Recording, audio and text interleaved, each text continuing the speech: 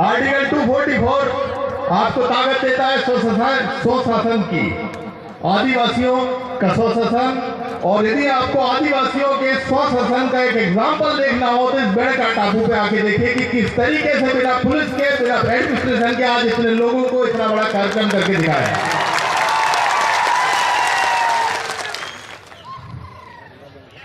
ये जो धरती है, सोम, माही और जाखम नदियों का जो संगम है, जहां पर ये तो बेड़का टापू है, मैं इसको बेड़ेश्वर नहीं कहूंगा क्योंकि शुरुआत अतिक्रमण की नाम से होती है।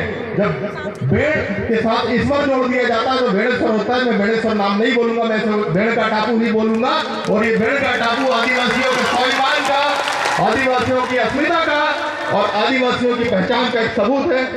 एक वो भूमि है जो हजारों साल से, जो बेड़का भील जो मावजी महाराज हैं, ये उनकी कर्म भूमि है और इस कर्म भूमि को हम लेकर रहेंगे। और इस मंच से मैं आज राजस्थान के मुख्यमंत्री को चेतावनी देना चाहता हूं कि अपने राजस्व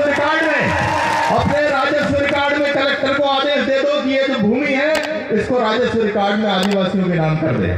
और सिर्फ इस भूमि से काम नहीं चलेगा।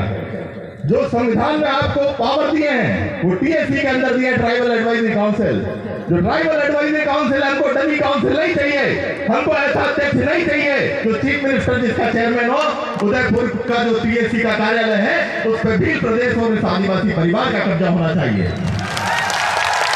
कम से कम 80% पोस्ट जो है, कम से कम 80% जो पोस्ट है वो आदिवासी परिवार के लोगों को आपको दी जाए। और आप लोग तय कीजिए कि अध्यक्ष कौन होगा। मैं आपसे वादा करता हूं कि 2023 के पहले वो आदमी टीएससी का चेयरमैन होगा।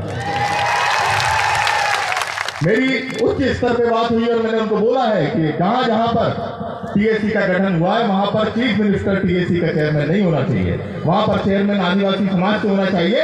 और जो टीएससी की पावर मैं आपको बताना चाहता हूं कि टीएससी कैबिनेट से भी बड़ी होती है।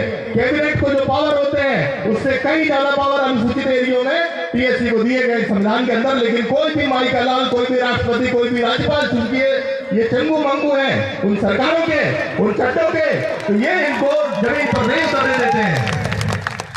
गवर्नर क्या कर रहे हैं? गवर्नर एक संघ परिवार की गुलामी कर रहे हैं। राष्ट्रपति क्या कर रहे हैं? संघ परिवार की गुलामी कर रहे हैं। हमको बड़ी खुशी हुई थी जब द्रौपदी मुर्मू जी का नाम आया था, लेकिन जब हमने देखा कि एक शंकर मंदिर में उनको झाड़ू लगाते दिखाया गया, क्या दिखाने चाहते हो आप इस आदिवासी को? किस तरीके से आप दिखाना चाहते हो?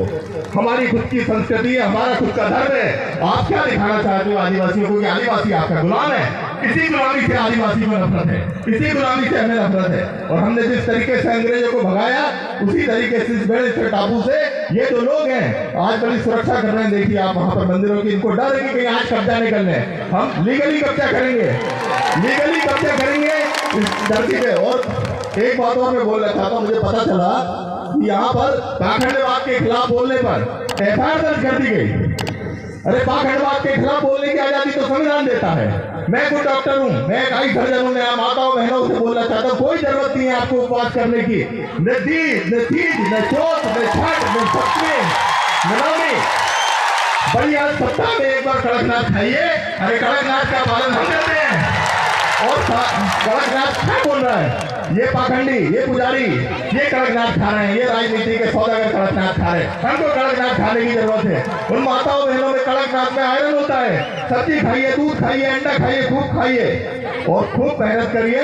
यदि आप लोग अच्छा नहीं खाएंगे तो आपके बच्चे कुपोषित हो जाएंगे, आपके बच्चे कुपोषित हो जाएंगे, आपका डीएनए कमजोर हो जाएगा। यही तो ये लोग चाहते हैं कि आप लोग उपवास रहो, 8-8, 10-10 दिन आप उपवास रहिए।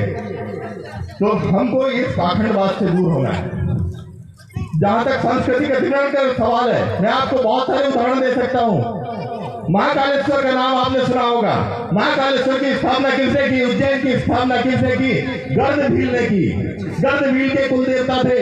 गर्दभील का लड़का जो था उसका नाम राजा विक्रमादित्य था। राजा विक्रमादित्य के कुल देवता है। छत्तीसगढ़ के अंदर बमलेश्वरी माई है, बमलेश्वरी मताई है, वो इसी विक्रमादित्य की कुल देवी थी। आप आज जाके देखिए कि बमलेश्वरी में भी कब्जा है टीपुओं का और उज्जैन में भी कब्जा है। ओमकारेश्वर के अंदर, ओमकारेश्वर की स्थापना राजा मनधाता जो थे नादुवीर ने ओंकारेश्वर की स्थापना की। आज आप ओंकारेश्वर में जाके देखिए, ओंकारेश्वर में उन्हीं लोगों का कब्जा है।